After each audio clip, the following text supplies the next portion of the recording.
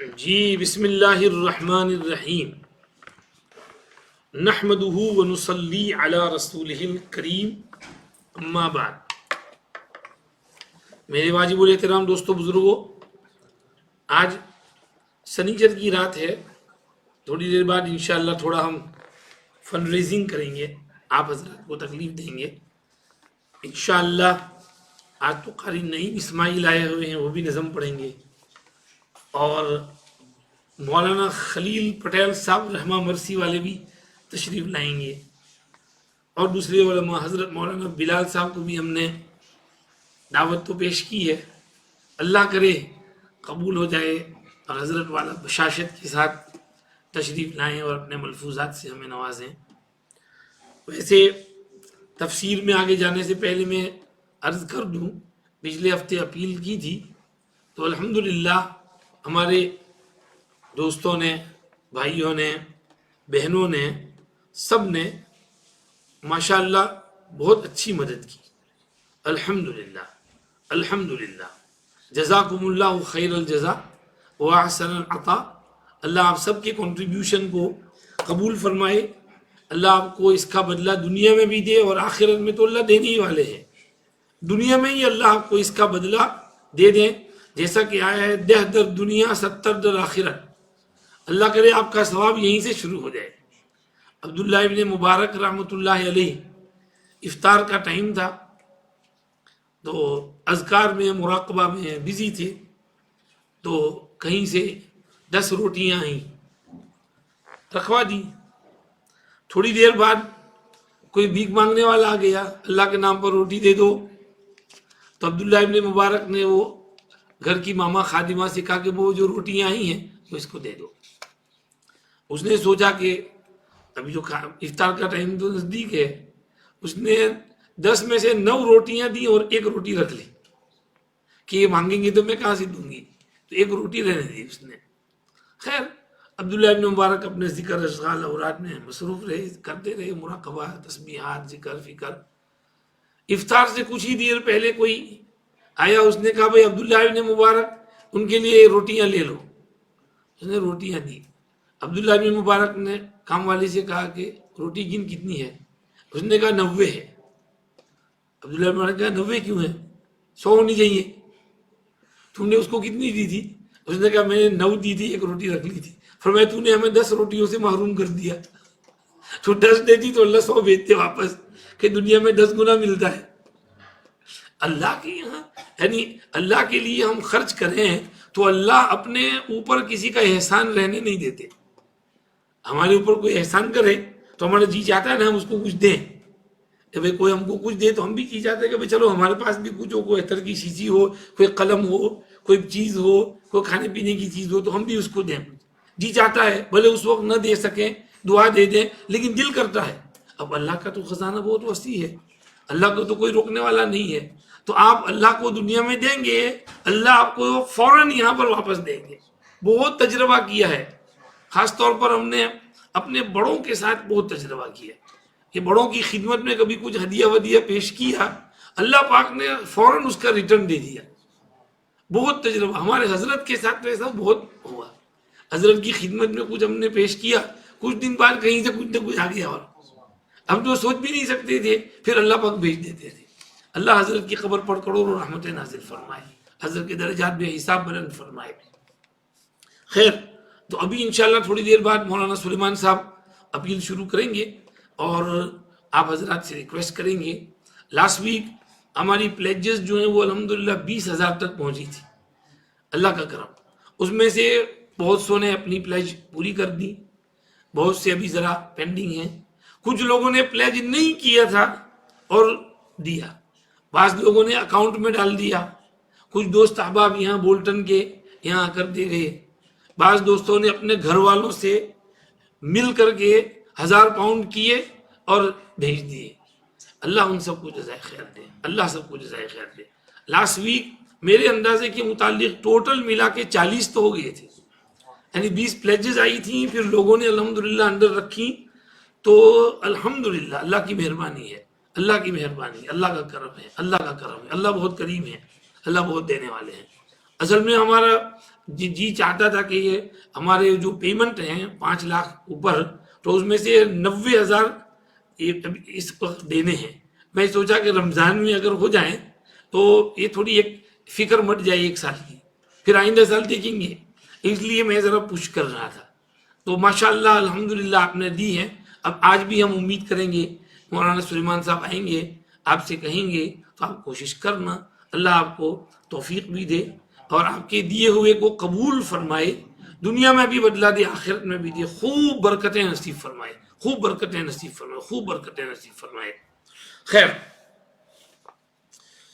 میرے محترم دوستو، بزرگوں، معزز ماؤں اور بہنوں، آج 21واں پارہ پڑھا، اس میں یعنی مطلب سوا والوں نے، ہم تو تھوڑا آگے ہیں. اب 21ویں پارے کی تفسیر کرنی ہے.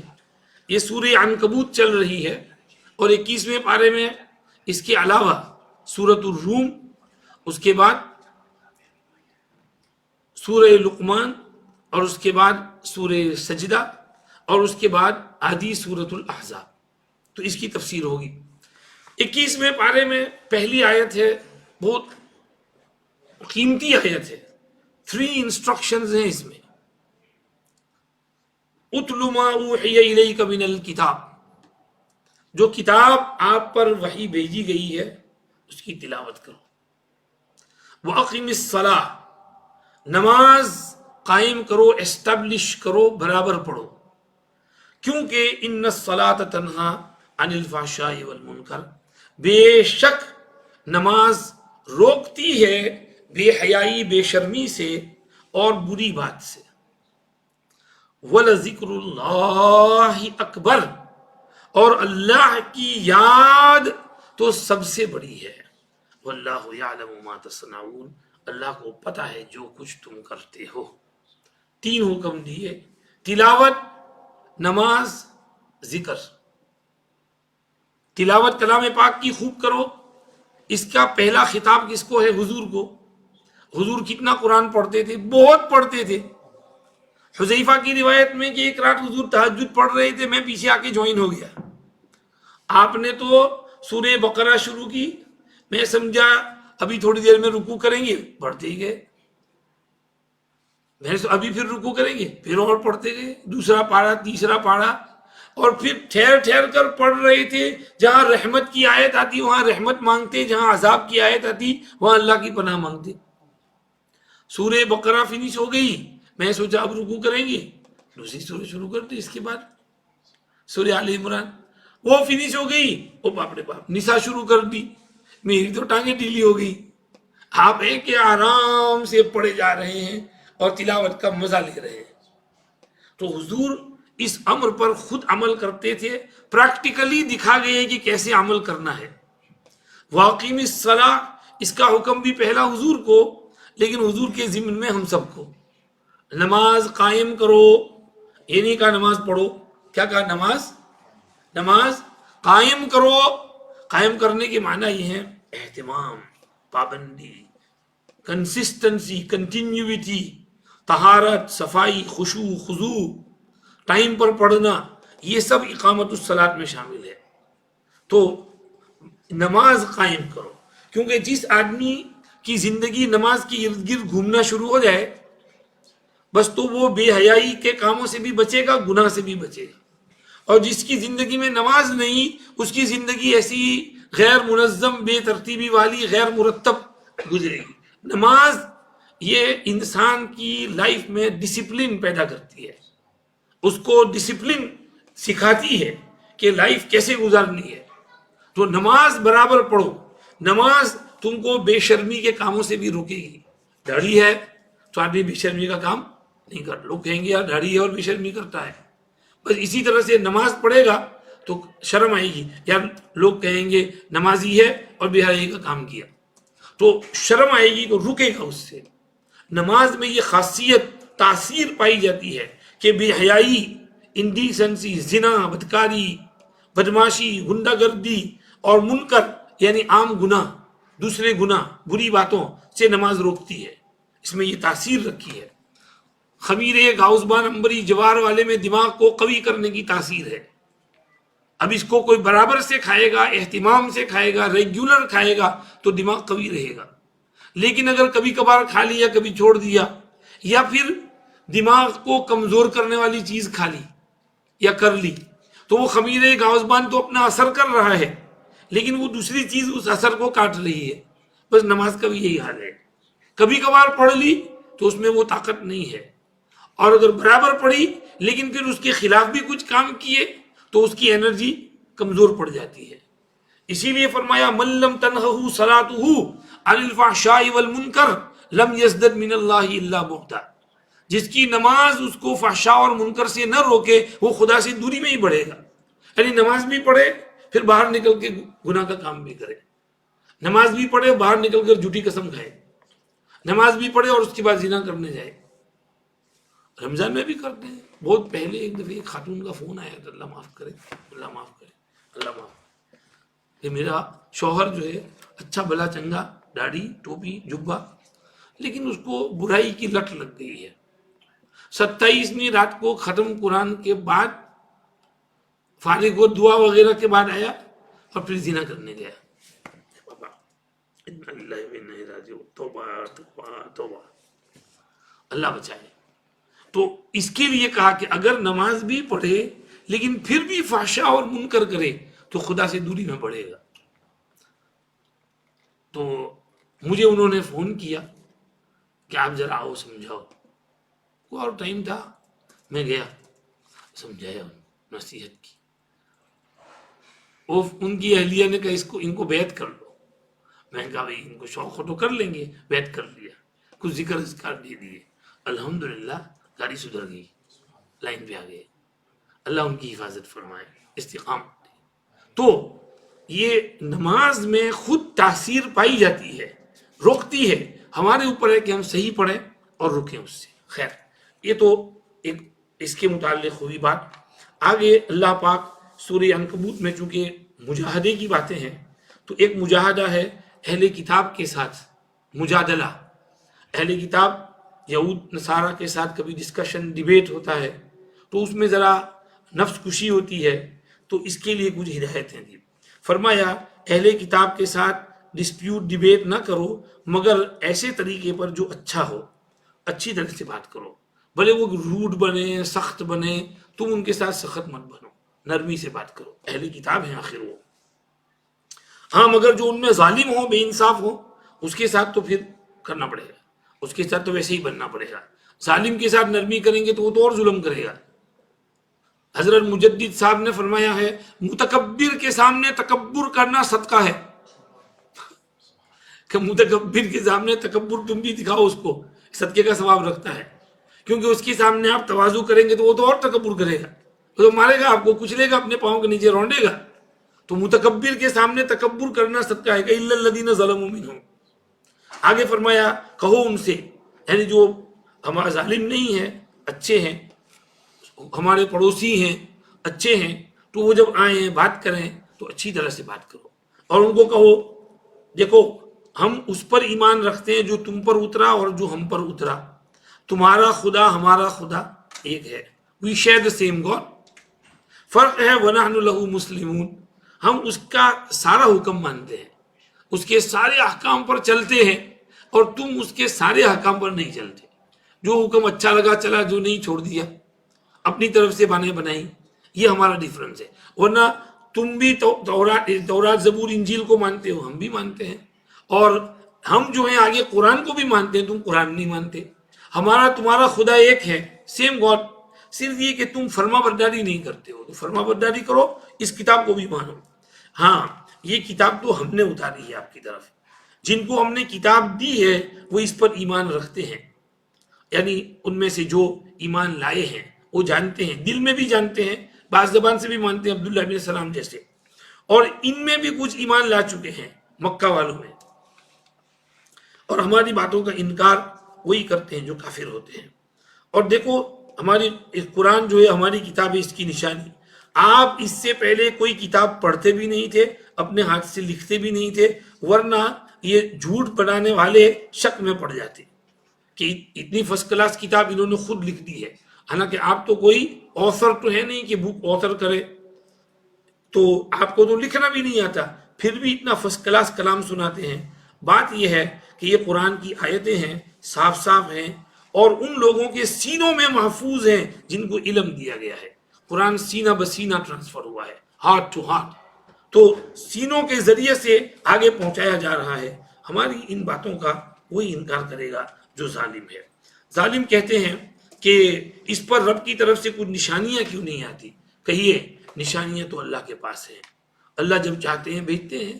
تم ڈیمانڈ کرو کہ یہ چاہیے نا یہ چاہیے، اللہ کو فورس مت کرو۔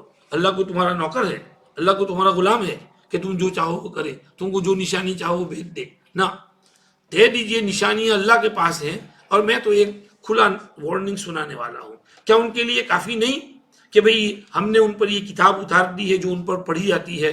بے شک اس میں رحمت ہے، نصیحت ہے ان کے لیے جو مانتے ہیں۔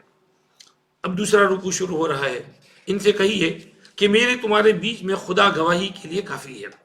وہ جانتا ہے جو کچھ آسمان میں ہے زمین میں ہے۔ جو لوگ باطل کو مانتے ہیں، اللہ کا انکار کرتے ہیں، وہ خسارے میں پڑے ہیں۔ یہ عذاب کی جلدی مچاتے ہیں۔ اگر ایک ٹائم فکس نہ ہوتا تو عذاب آ پڑتا ہے ان پر، اور اچانک آئے گا، پتہ بھی نہیں چلے گا ان کو۔ یہ عذاب کی جلدی مچاتے ہیں۔ بے شک جہنم ایسے کافروں کو گھیرے ہوئی ہوگی، جس دن عذاب ان کو چھائے گا اوپر سے اور ان کے پاؤں کے نیچے سے۔ کہا جائے گا چکھو جیسا تم کرتے تھے، یہ تمہارا ہی عمل ہے۔ آگے فرمایا اے میرے ایمان والے بندو، میری زمین بہت وسیع ہے، میری بندگی کرنا۔ یعنی ایک جگہ اگر عبادت اور بندگی میں تنگی آ جائے، دوسری جگہ ہجرت کر لینا، وہاں جا کے عبادت کرنا۔ یہ سورت چونکہ مکی ہے، اللہ نے اشارہ کر دیا کہ مکہ چھوڑ کر تم کو جانا پڑے گا تاکہ عبادت کر سکو۔ مکے میں جمعہ کی عبادت نہیں کر سکتے تھے، عید کی عبادت نہیں کر سکتے تھے، بہت سی جماعت سے نماز نہیں پڑھ سکتے تھے۔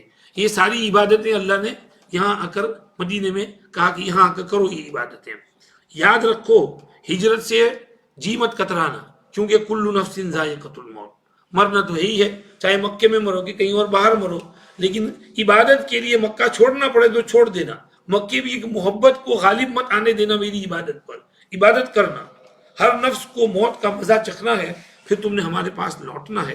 ہاں جو ایمان لائیں گے، نیک عمل کریں گے، ہم ان کو جنت میں جھڑو کے اور خوبصورت بالا خانوں میں ٹھہرائیں گے، جن کے نیچے نہریں بہتی ہوں گی، ہمیشہ رہا کریں گے۔ بہترین ثواب ہے محنت کرنے والوں کا۔ محنت کرنے والے وہ جو صبر کرتے ہیں، رب پر بھروسہ کرتے ہیں۔ اور کیوں رب پر بھروسہ نہ کریں؟ دیکھو پرندے، زمین کے سارے جانور رب پر بھروسہ کرتے ہیں، اور کتنے جانور ہیں جو اپنے ساتھ اپنی روزی اٹھا اٹھا کر نہیں چلتے پھرتے۔ اللہ ان کو روزی دیتا ہے، تم کو بھی دیتا ہے، وہ سب کچھ سنتا جانتا ہے۔ اگر آپ ان مشرکوں سے پوچھو آسمان زمین کس نے بنائے، سورج چاند کس نے کام میں لگا دیے، تو کہیں گے اللہ نے۔ تو کہو پھر کہاں وہ الٹے جا رہے ہیں؟ اللہ روزی پھیلاتا ہے جس کے لیے چاہے بندوں میں سے، اور جس کے لیے چاہے تنگ کر دیتا ہے۔ بے شک اللہ سب کچھ جانتا ہے۔ اگر ان سے آپ پوچھیں کہ آسمان سے پانی کس نے برسایا، زمین کس نے زندہ کر دی وہ جب مر جانے کے بعد، وہ کہیں گے ضرور بھی ضرور اللہ نے۔ کہو اللہ کا شکر ہے، حجت پوری ہو گئی، تمام ہو گئی حجت، الحمدللہ۔ بلکہ اکثر لوگ سمجھتے نہیں۔ آگے تیسرا رکوع شروع ہو رہا ہے۔ یہ دنیاوی زندگانی بس جی بہلانا اور کھیلنا ہے، امیوزمنٹ اور گیمز ہیں، بس امیوزنگ ہے، گیمز چلتی ہیں۔ اصل زندگانی تو آخرت کی زندگانی ہے۔ کاش کہ یہ لوگ سمجھتے۔ یہ لوگ کشتی میں جب سوار ہوتے ہیں اور کشتی سٹورم میں پھنسنے لگے تو خالص اللہ کو پکارتے ہیں، اطاعت اس کے لیے کر کے۔ پھر جب اللہ ان کو زمین کی طرف نجات دلا کر لے آتا ہے تو شرک شروع کر دیتے ہیں، تاکہ وہ کفر کریں ان نعمتوں کا جو ہم نے ان کو دی، اور مزے اڑاتے رہیں۔ ابھی ان کو پتہ چل جائے گا۔ ارے دیکھتے نہیں کہ ہم نے ان کو ایک امن والا حرم دیا، اور ارد گرد کے لوگ اچکے جاتے ہیں، وہاں کڈنیپ بھی ہوتے ہیں، مار دھاڑ بھی ہوتا ہے، لیکن حرم میں یہ چیزیں نہیں ہوتی۔ کس نے حرم کو امن والا بنا دیا؟ ہم نے بنایا۔ بھلا یہ باطل پر ایمان رکھتے ہیں، جھوٹ پر، اور اللہ کی نعمت کا انکار کرتے ہیں۔ اس سے بڑا ظالم کون ہوگا جو اللہ پر جھوٹ باندھے یا حق کو جھوٹا کہے جب آ جائے؟ کیا جہنم میں ایسے کافروں کے لیے ٹھکانہ اور جگہ نہیں ہے؟ بے شک ہے۔ اخیر میں اب صورت فنش ہو گئی۔ کہہ دیا جو لوگ ہمارے خاطر محنت کریں گے، مجاہدہ کریں گے، ہم بھی ان کو اپنی راہیں دکھائیں گے، کھولیں گے ان کے سامنے، اللہ تو محسنین کے ساتھ ہے۔ تو محنت کرو، رمضان کا مہینہ ہے، تھوڑی محنت کرو، ہارڈ ورک کرو، اور قرآن شریف پڑھو، عبادت کرو۔ یہ عبادت کرنا، تلاوت کرنا، محنت کرنا، یہ احسان ہے، اور اللہ محسنین کے ساتھ ہے۔ اللہ ہمیں عبادت میں احسان پیدا کرنے کی توفیق عطا فرمائے۔ سورہ عنکبوت پوری ہو گئی مجاہدہ کے اوپر۔ اس کے بعد سورۃ الروم ہے، یہ بھی مکی صورت ہے، اس میں 60 آیتیں ہیں، 6 رکوع ہیں۔ اس کے شروع میں اللہ نے وہ رومنز کے بارے میں کچھ کہا ہے۔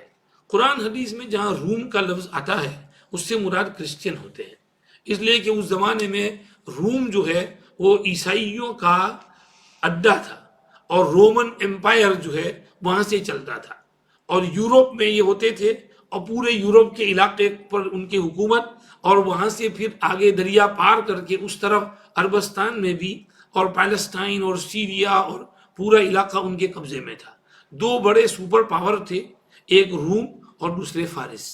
پرشین امپائر یہ تقریباً 2/3 دنیا کی آبادی پر قابض تھا، اور رومن امپائر اس سے چھوٹا تھا، تقریباً 1/3 کے اوپر ان کا قبضہ تھا۔ اور باقی جو لوگ تھے عربستان میں ڈیزرٹ والے، ان کو تو یہ کسی حساب میں گنتے ہی نہیں تھے، ان کو تو سائڈ پر سے کٹ کر کے چلے جاتے تھے کہ ان کو تو اگنور کرو، یہ تو ویسے بھی آپس میں قبائلی لڑائیوں میں رہتے ہیں، ان سے کوئی ڈرنے کا نہیں، یہ آپس میں ہی لڑ مرتے ہیں، ان کو ایسے ہی لڑ مرنے دو۔ تو فارس کی حکومت بہت پرانی تھی، 2000 سال سے چلی آ رہی تھی، اور پھیلی ہوئی بہت تھی۔ رومنز کی حکومت تھوڑی ینگ تھی، اور رومنز جو ہیں وہ کم تعداد میں بھی تھی۔ تو ہوا یہ کہ ان کی جنگ ہوئی آپس میں، اور ایرانیوں نے، پرشینز نے رومنز کو شکست دے دی۔ اللہ بھائی وہ واٹو نو کرنے کہ ضروری بات تو کرવાની، પછી આમાં સંભળાય આવાજ જાય એમાં ને મને ડિસ્ટર્બ થઈ ગયા۔ ہاں کیا کہہ رہا ہے تمہیں؟ رومنز اور پرشینز کی لڑائی ہوئی، تو فارسیوں نے، ایرانیوں نے رومیوں کو زبردست شکست دی، ایسی شکست دی کہ پیچھے بھگا دیا، ان کی بہت سی زمین پر قبضہ کر لیا، ایران سے آگے بڑھ کے عراق، اور عراق سے آگے بڑھ کر کے یہ شام کا بہت سا ایریا انہوں نے لے لیا، اور ایسا لگا کہ اب 100 سال تک رومی کھڑے نہیں ہو سکیں گے، اتنی زبردست شکست ہوئی۔ تو جب وہ خبر یہاں آئی تو آپ صلی اللہ علیہ وسلم مکے میں تھے۔ اب وہ ایرانی جو تھے وہ شرک کرتے تھے، فائر ورشپر، اور رومی جو ہے وہ اہل کتاب تھے، تو ایرانیوں کے ساتھ مشرکین کو مشابہت، اور رومیوں کے ساتھ مسلمانوں کو مشابہت، کیونکہ یہ بھی کتاب والے، وہ بھی کتاب والے، اور ادھر وہ مشرک، یہ مشرک۔ تو مکہ کے مشرک بہت خوش ہونے لگے، کہنے لگے کہ ہاں ہاں دیکھا نا، وہ ہمارے بھائیوں نے، وہ فائر ورشپرز، بت پرستوں نے جس طرح ان پر غلبہ پایا، ہم بھی تمہارے اوپر غلبہ پائیں گے، تم کو مٹائیں گے، ختم کریں گے۔ تو مسلمان تھوڑے بیچارے ڈپریس ہو گئے، پریشان ہو گئے۔ اس درمیان حضرت ابو بکر صدیق رضی اللہ عنہ کا امیہ ابن خلف جمحی سے ڈسکشن ہوا، وہ کچھ بکواس کرنے لگا، ہنسی کرنے لگا، تو حضرت ابو بکر صدیق نے کہا کوئی نہیں، ابھی کچھ سال میں وہ پھر غالب آ جائیں گے۔ تو امیہ ابن خلف نے کہا کہ بیٹ لگاؤ، انہوں نے کہا ٹھیک ہے، 10 اونٹ کی بیٹ لگائی کہ اتنے ٹائم میں وہ 3 سال میں، 4 سال میں غالب آ جائیں گے، نہیں آئے تو 10 اونٹ ابو بکر صدیق نے اس کو دینے پڑیں گے۔ انہوں نے آ کر حضور سے کہا، حضور نے کہا نہیں ایسا کرو کہ مدت بڑھا دو اور انعام بھی بڑھا دو، تو بجائے 3 سال کے اس کو 9 سال کر دو، 10 سال کر دو، کہ 10 سال میں غالب آ جائیں گے، اور 10 اونٹ نہیں 100 اونٹ، اور دونوں طرف سے بیٹ لگائی کہ اگر یہ غالب آئے تو امیہ ابن خلف دے گا، اور اگر وہ غالب آئے تو ابو بکر صدیق دیں گے۔ اس کے پاس گئے، اس کو کہا، اس نے کہا ٹھیک ہے۔ اس وقت ابھی اس سلسلے میں کوئی حکم نہیں آیا تھا، حضور نے ان کو کہا کہ بھئی تم اس طرح اس کے ساتھ، جب وہ بہت شور مچا رہا ہے تو کرو اس کے ساتھ۔ اب چنانچہ بات تو ہو گئی، اور हिजरत हो गई, हुजूर अकरम सल्लल्लाहु अलैहि वसल्लम सहाबा मदीना मुनव्वरा आ गए, गज़वे बदर हुआ। कब हुआ? सन 2 हिजरी में, रमजान।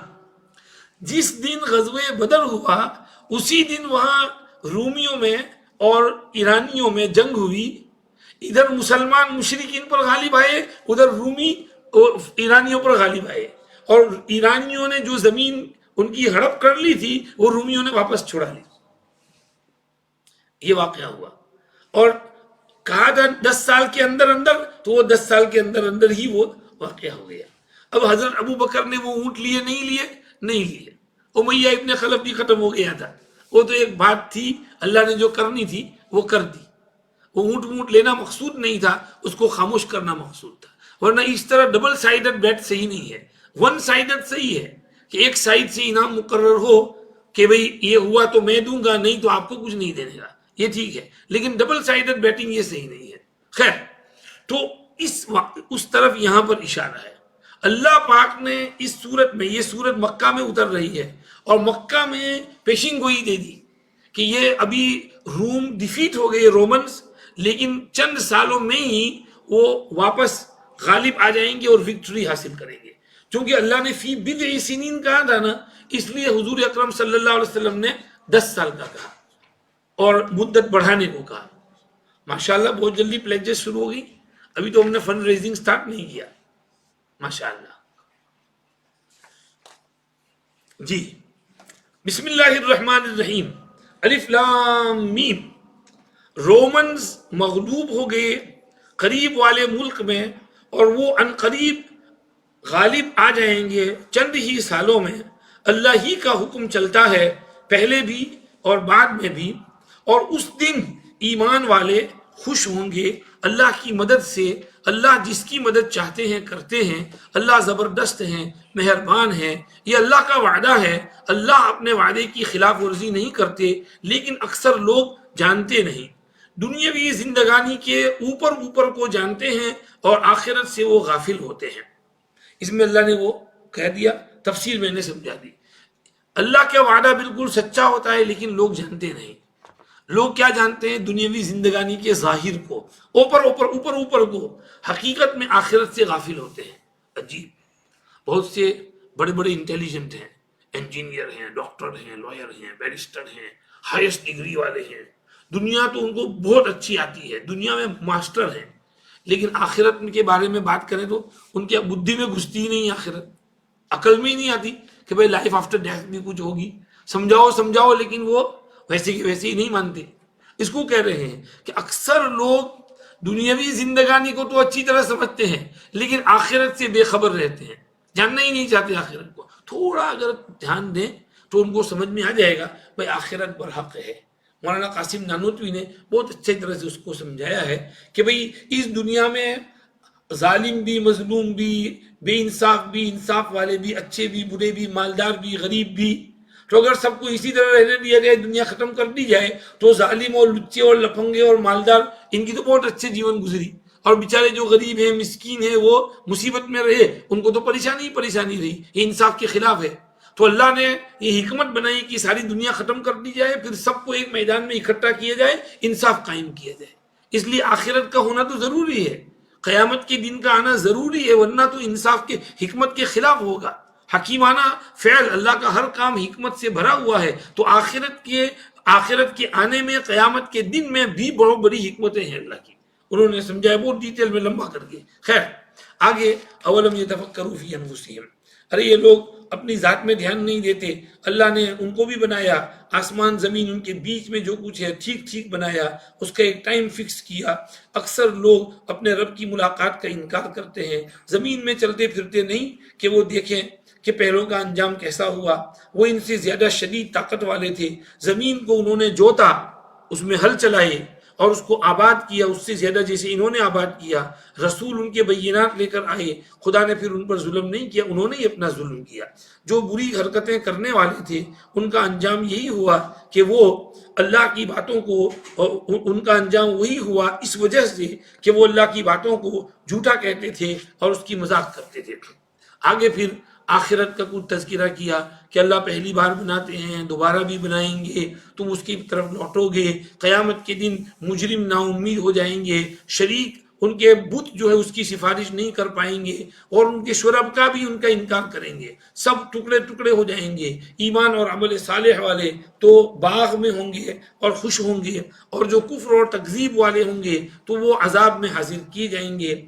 अल्लाह की ज़ात पाक है, शाम में भी सुबह में भी सब तारीफ़ें उसके लिए, आसमान में भी ज़मीन में भी, शाम में भी दोपहर के वक्त भी। वही जिंदा को मुर्दा से निकालता है, मुर्दा को जिंदा से, ज़मीन को जिंदा करता है मरने के बाद, इसी तरह तुम्हें भी निकाला जाएगा। आगे अपनी कुदरत की कुछ निशानियां अल्लाह ने बताई, वमिन आयातिही अन खलक़कुम मिन तुराब, और उसमें निशानियां चलती गईं, अब मैं उसमें नहीं जाता। सूरह रूम पूरी तफसीर करने की मुझ में अब हिम्मत नहीं है, बस इसको यहीं पर ख़त्म कर देते हैं, फिर कभी मौका हुआ तो मैं तफसीर करूँगा, आज टाइम नहीं है। ये कुदरत की निशानियाँ अल्लाह ने बयान की, पहले हम इशारा कर चुके हैं 20वें पारे के शुरू में। अल्लाह पाक चूँकि ये मक्की सूरत है तो अकाईद और ये आखिरत और मुशरिकीन के कुछ इश्कालात, जवाबात, नसीहतें ये करते गए, और फिर आगे नेक्स्ट सूरत आती है सूरह लुक़मान। लुक़मान हकीम अला नबीना अलैहिस्सलाम की कुछ नसीहतें इसमें हैं, उनकी हकीमाना बातें। ये सूरत शुरू होती है, किताब हिकमत वाली है, तिलका आयातुल किताबिल हकीम, क्योंकि इसमें हिकमत की बातें आ रही हैं लुक़मान की, तो हिकमत वाली किताब है, हिदायत है, रहमत है नेक लोगों के लिए जो नमाज कायम करते हैं, ज़कात देते हैं, आखिरत पर यकीन करते हैं, ये हिदायत पर हैं, कामयाब हैं। कुछ लोग ऐसे हैं जो खेल की बातें खरीद कर लाते हैं ताकि अल्लाह के रास्ते से लोगों को रोकें बग़ैर इल्म के और अल्लाह की बातों की मजाक उड़ाएं, इनके लिए जलील करने वाला अजाब है।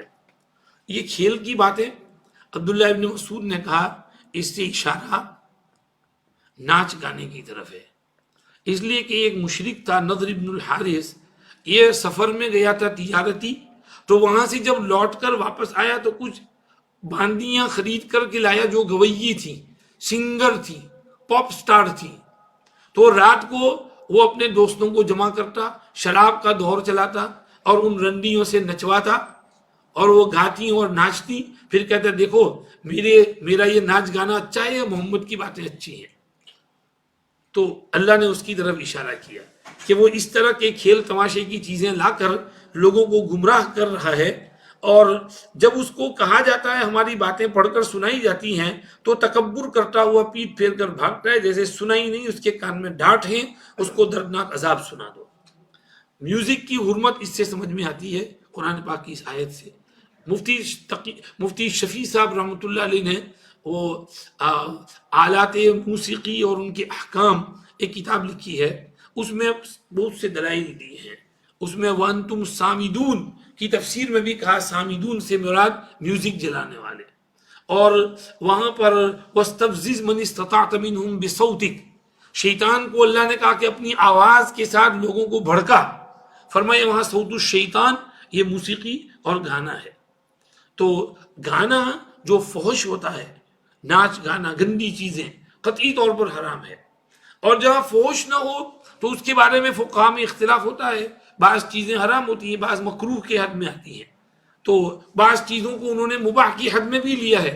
तो म्यूज़िक का एक हुक्म हर चीज़ हर जगह नहीं लागू कर सकते, वो कैसी म्यूज़िक है, कैसा गाना है, कैसी लिरिक्स हैं, उसके हिसाब से फैसला होता है, तो उसको देखना पड़ेगा।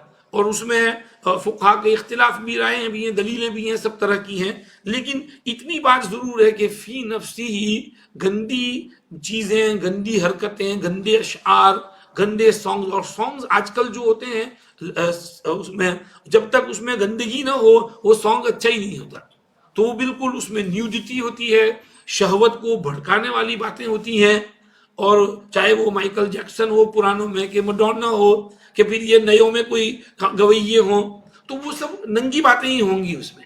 तो इसलिए शरीयत उस पर पाबंदी लगाती है। अल्लाह पाक गानों से हमारी हिफाजत फरमाए। आगे इसमें अल्लाह ने कुछ नसीहतें की, खलक़स समावाति वल अर्द, उसमें कहा हाज़ा खल्क़ुल्लाह, लोगो ये सब अल्लाह की बनावट है, अल्लाह को मानो, अल्लाह की बातों को मानो।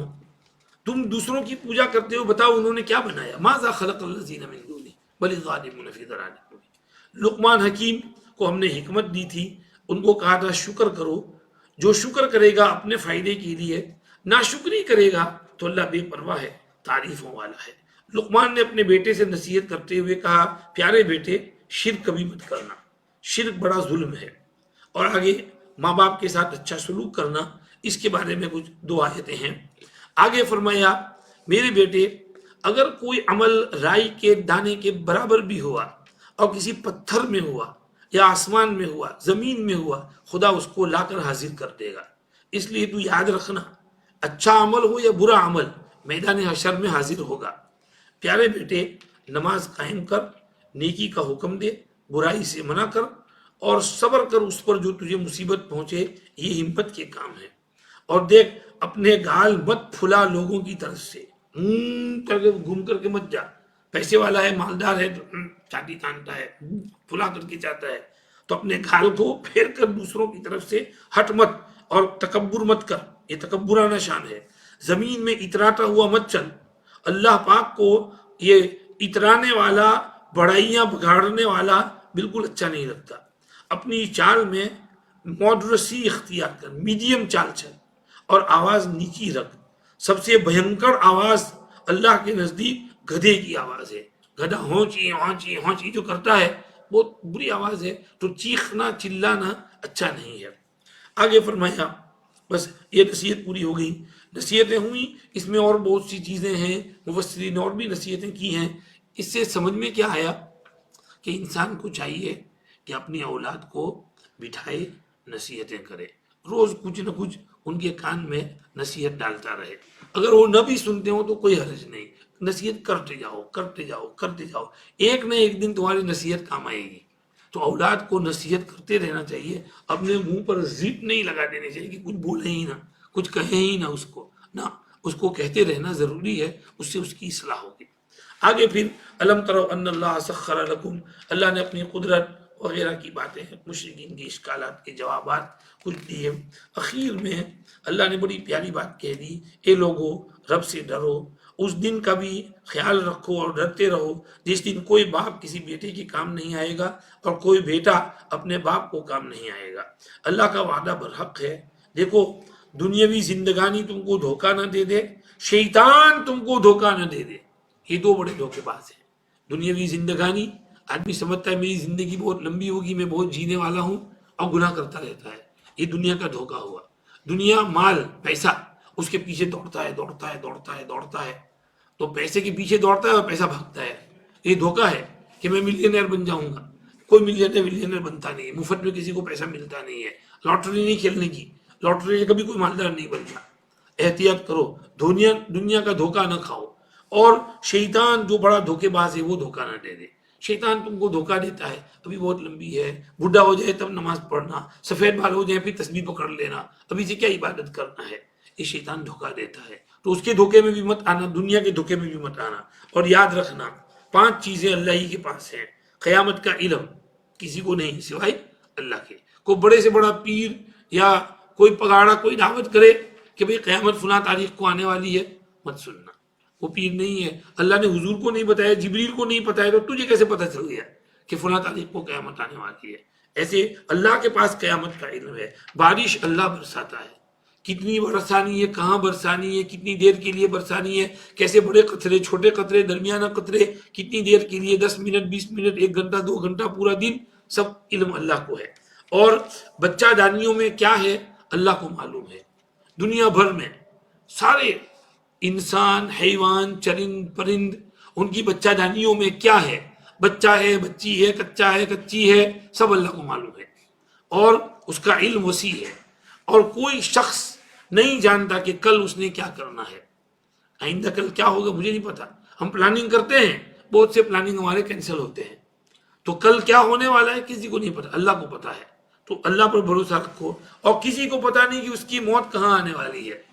देखो हमारे हजरत कनाडा में जाके सो गए, हजरत को कभी पता था कि मैं कनाडा में मेरी मौत आएगी ना, वो मौत नहीं जाती है। तो जिसकी मौत जहां लिखी है वहीं आती है।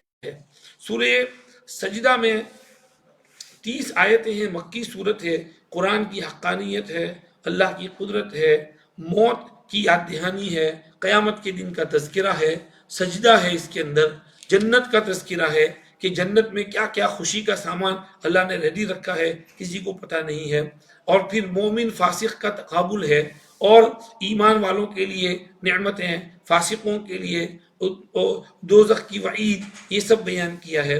آگے پھر اس مضمون پر سورت چل دی جاتی ہے، اور کافر مشرک سوالات کرتے تھے، اس کا جواب ہے متی ھذا الفتح ان کنتم صادقین، کہ فتح کب آئے گی اگر تم سچے ہو؟ فرمایا بولو، ان سے کہہ دو کہ فتح کا دن جب آئے گا تو کافروں کو اس دن ان کا ایمان کام نہیں دے گا، مہلت بھی نہیں ملے گی، ان سے روگردانی کرو، انتظار کرو، یہ بھی انتظار کر رہے ہیں، تم بھی کرو، قریب ہی میں فتح آ گئی نا، فتح قصے بدر، غزوہ بدر، تو اس فتح میں جو کافر اشکال کرنے والے تھے گئے یہاں سے، ٹپ، کچھ نہیں چلا ان کا، تو اس لیے یہ فرمایا کہ کافروں کو ایسا شور نہیں مچاتے رہنا چاہیے۔ یہ صورت پوری ہوئی۔ اس کے بعد سورہ احزاب ہے، سورہ احزاب کا خلاصہ میں کل بیان کر دوں گا۔ آج چونکہ فن ریزر ہے، مولانا سلیمان صاحب کو ہم آگے بلاتے ہیں، وہ آئیں اور مولانا سلیمان صاحب ذرا ٹیک اوور کریں۔ یہ پلیج فارمز ہیں، اس کو ہم اخیر بعد میں اناؤنس کریں گے، ٹھیک ہے؟ ابھی جتنے آگے ہیں آ جانے دو، میں انشاءاللہ ٹیک کر دیتا ہوں۔ مولانا صاحب آ جائیے، بسم اللہ۔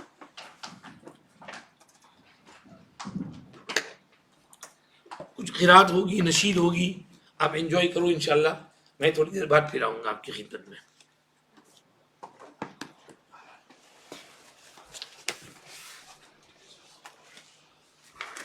بھی اناؤنس کروں